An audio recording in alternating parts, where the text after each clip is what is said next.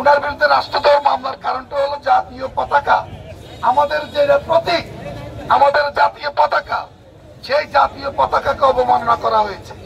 জাতীয় পতাকার উপরে ইসকনের পতাকা কোন অবস্থায় কাম্য নয় এবং এটা একটা রাষ্ট্রদ্রোহের শামিল।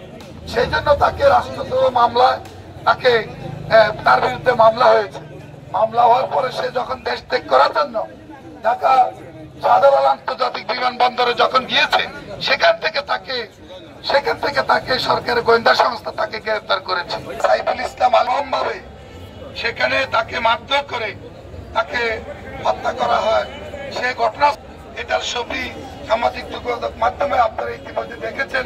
সারা দেশ এবং বিদেশে পর্যন্ত সেটা নিয়ে জাতীয়ভাবে মানুষ এটা অত্যন্ত নিন্দা জানিয়েছে। দৈনিক পত্রিকাগুলোতে আজকে এটা প্রচারিত হয়েছে। আমরা মনে করি আমরা কখনো এদেশের হিন্দুদের দুর্গা পূজায়, এই পূজা উৎসবে, হিন্দুদের এই পূজায় কখনো বাধা প্রদান করেনি। হত্যাকারী তাদেরকে গ্রেফতার করার জন্য আমাদের আজকের এই বিক্ষোভ মিছিল